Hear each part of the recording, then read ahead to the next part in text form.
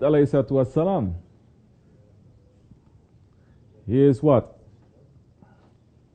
Bashir wa Nazir. He gives good news. And he gives a warning, isn't it? And what is the character of the Holy Prophet alayhi salatu wassalam? He is described as the walking Quran. The Quran gives good news.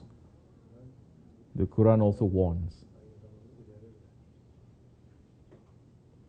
And in the story of Hazrat Musa alayhi salam and his nation is a big warning for the nation of the Prophet alayhi salam.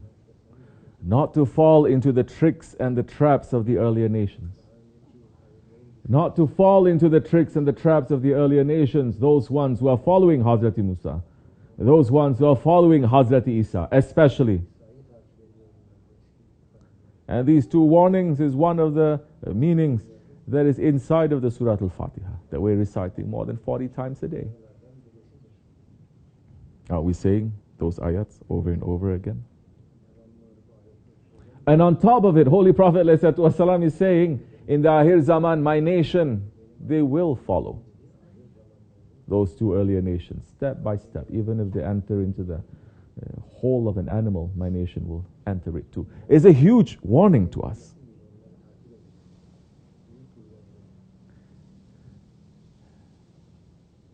It is for us. It is for the believers.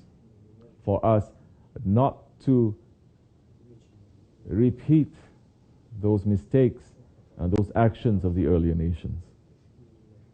Because Prophet is already saying, most likely we will. So those believers, they're going to take the story of Hazrat Musa alayhi salam.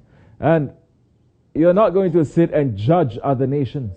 You're going to sit and judge yourself. Where is yourself in this? How many, when they're opening the book of Quran with proper adab in these days? How many, before they open the book of Quran, they make sure that they're dressed properly, Islamically?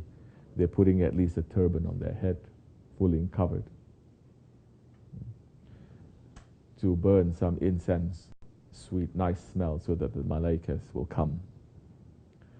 And you're saying, Bismillahir Rahmanir Rahim, in a condition that is not pulling you to dunya.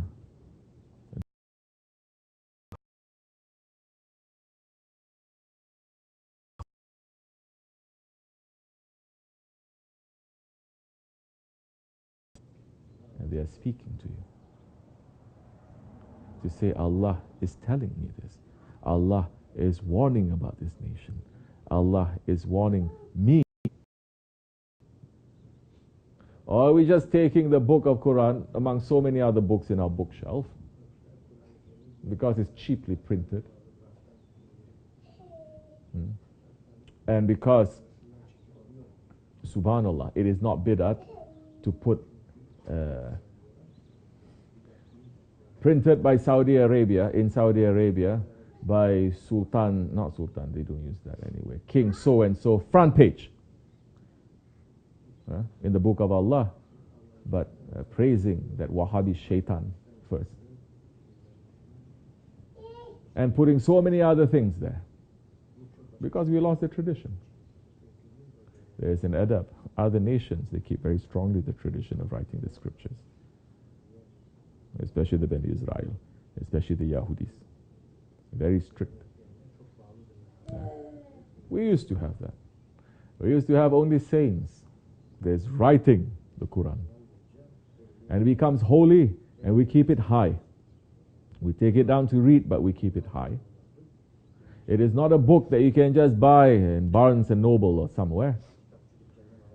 That Muslims today, they have no connection to the words and to the book of Allah. It's just like any other book. In the masjids, they put that Quran on the floor, stacked up. In the masjids, they are lying back or sitting with their feet pointing towards the Qibla, putting the Quran on their laps, right next to their, I'm speaking openly now, right next to their private parts, and reading. It's very good that people are reading Quran, but the Quran as the Quran itself is saying. It can either, if you take it properly, it can bring you to paradise. If you mistreat it and use it wrongly, definitely it will drag you to hellfire.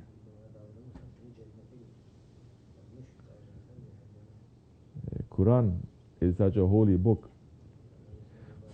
We're not trying to stop people from reading it. So many people, they are in the bus, in the subway, they're reading the Quran.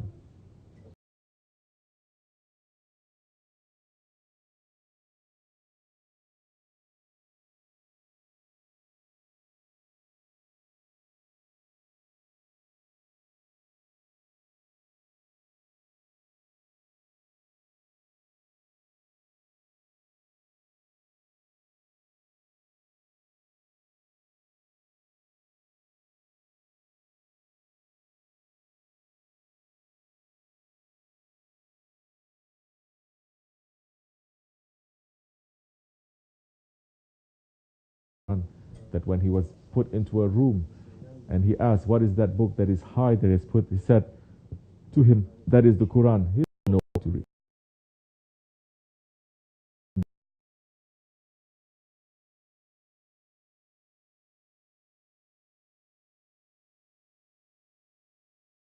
With respect, for respect of the word of Allah, just like this.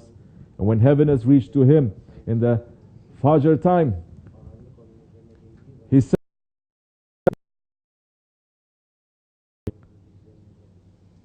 and he had a dream. He woke up with the azan calling, and the story continues from there. And the Shaykh asked him, tell me your dream. He told his dream because of the respect that he has for the Quran. Muslims, subhanAllah, we have so many Qurans, where so many people become hafiz. You're not being a hafiz of the Quran. You're not protecting the honor of the Quran. So many, they're destroying the Quran. You cannot be called hafiz then. So now, the Holy Prophet ﷺ, he is the walking Quran. The Quran is what? Giving a good news and warning. We have a strong connection as an ummah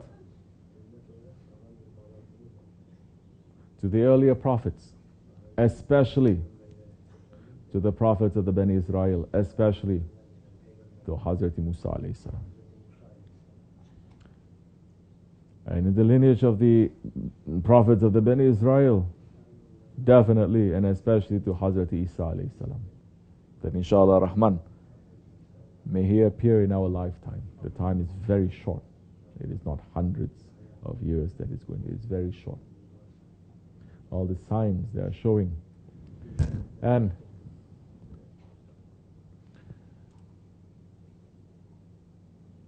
Allah subhanahu wa ta'ala is making it very easy for us as the ummah of His beloved one to take lessons from all the actions of the nations of the earlier prophet. And if we don't,